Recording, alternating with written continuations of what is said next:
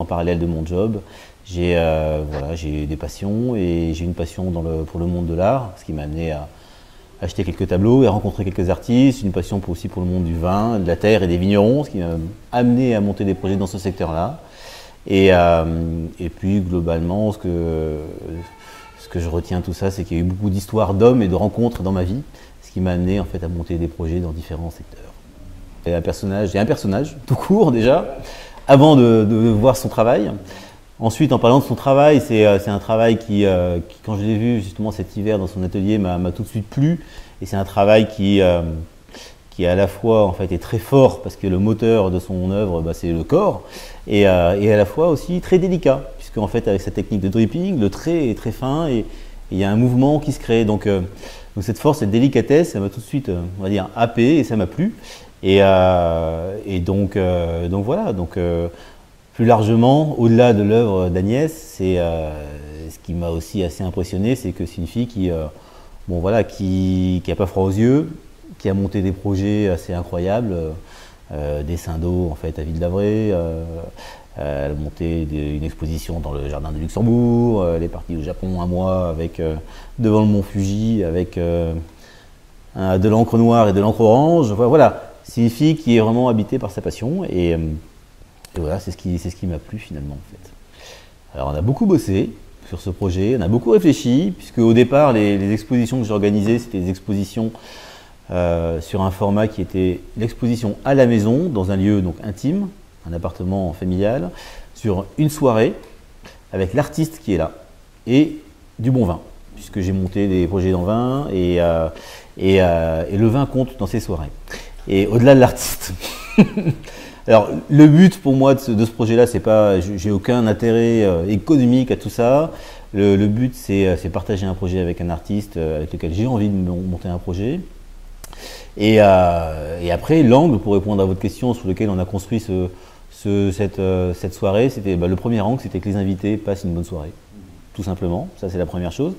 La deuxième chose, c'est qu'on fait cette soirée aussi, c'est pour aider l'artiste. Et moi c'est aussi mon but, parce que aider les artistes, c'est les aider à faire connaître leur travail et c'est les aider à vendre des œuvres.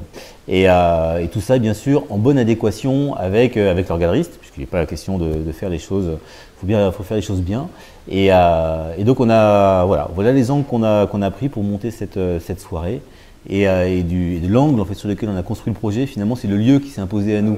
Parce que jusqu'à maintenant, les expositions, c'était avec les 4 artistes, c'était à l'appartement, mais là, quand on a réfléchi sur l'atelier, on s'est dit l'atelier est quand même incroyable, donc il s'est imposé à nous. Et c'est quand même une chance en fait d'avoir Marc en fait qui a son métier de promoteur et qui peut, quand il le peut, en fait aussi trouver des lieux intéressants pour Agnès, pour qu'elle puisse bosser dans des lieux dans lesquels elle a la place. Et donc ce lieu s'est imposé à nous. On s'est dit mais c'est le thème de l'artiste dans l'atelier. Et qui est un lieu intime et qui est un lieu par lui-même, et puis qui est un lieu dans l'histoire de l'art. On voit les tableaux de Courbet, on voit les photos de Nicolas de Stade dans son atelier, voilà, ça renvoie à plein de trucs, et donc ça s'est imposé à nous. Et donc on est parti de là, ce qui n'était pas un cadeau. Et il y a son œuvre, et puis il y a la manière dont elle travaille et dont elle exprime son travail, et dont elle communique autour de son travail. Et c'est vrai qu'Agnès a cette capacité à bien expliquer ce qu'elle fait, et tout ça a un côté très logique d'un côté, implacable aussi quand elle en parle. Et c'est assez intéressant de se plonger dans son travail et d'essayer de comprendre. Voilà, juste la technique du dripping. Bon, voilà, comment un artiste peut concevoir une œuvre sans toucher la toile. C'est intéressant déjà avec cette technique, voilà, c'est déjà une question. Et puis elle remet aussi en cause, on va dire, l'espace, le haut, le bas, puisqu'en fait, comme elle crée en fait en posant une toile sur le sol, et donc elle fait couler la peinture à la verticale, et puis après elle lève les œuvres à l'horizontale. Donc il n'y a plus de haut, il n'y a plus de bas, donc elle crée aussi quelque part elle questionne le spectateur finalement quand on revoit la toile à la verticale. Donc c'est des choses intéressantes, c'est vrai en fait, qui font que bon, Agnès a un côté quand même assez particulier et assez fort. Le premier ressenti finalement des gens, c'était le lieu. Déjà, avant le travail. Avant le travail, le lieu s'est imposé. Ils disaient waouh! Et j'ai des copains artistes qui m'ont dit voilà, je parlais la semaine dernière avec un artiste qui est dans un atelier de 500 mètres carrés, mais ils sont 20 artistes.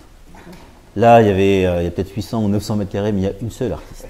Donc déjà, pour répondre à votre question, le lieu s'est imposé. Après, évidemment, le lieu correspondait au travail d'Agnès. Et les réactions sur le travail d'Agnès ont été globalement positives. Ça ne laissait pas indifférent. Il y a des gens qui venaient là, en fait, c'est pas forcément des gens qui sont passionnés de peinture, qui ont déjà acheté des tableaux. Il y a des gens qui ont déjà acheté, des gens qui n'ont pas déjà acheté. Donc, ce qui était intéressant, c'était de voir leur réaction. Mais beaucoup ont été happés par certaines œuvres, notamment les 3 tableaux noirs qu'il y avait sur la droite, avec au milieu un tableau qui s'appelle Chien fidèle, qui sont des travaux qui sont très entiers, très forts, en noir et sur un fond blanc, et avec le noir qui est la puissance, on va dire, et avec ce mouvement, avec cette technique de dripping. Il y a eu pas mal de réactions sur ces 3 tableaux-là. Il y a le tableau en fait de l'odalisque en fait au fil noir, pareil, qui était au milieu, a fait pas mal réagir. Les dessins aussi ont bien plu dans la petite pièce à gauche quand vous rentriez dans le lieu. Donc globalement, il y a aussi une réaction, c'est qu'il y avait quelque chose souvent les gens trouvaient de mystérieux dans ce travail d'Agnès. Il y a un mystère.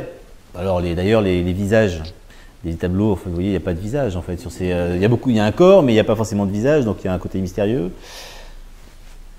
Elle crée aussi un espèce de voile sur certains tableaux en laissant couler la peinture, c'est une de ses techniques aussi. Donc voilà, donc le mystère aussi, la force et la délicatesse, c'était des retours qu'on a eu des gens qui sont venus. Et d'ailleurs, elle a vendu des dessins, elle a vendu des tableaux, donc au-delà du retour sur la vie, il y a des gens qui ont sauté le pas. Là, finalement, on peut se dire que c'est un puzzle qu'on construit avec des briques que l'on se fabrique. Et puis à l'arrivée, ça fait un tableau. Merci beaucoup d'avoir pris quelques instants. C'est moi qui vous remercie d'être venu.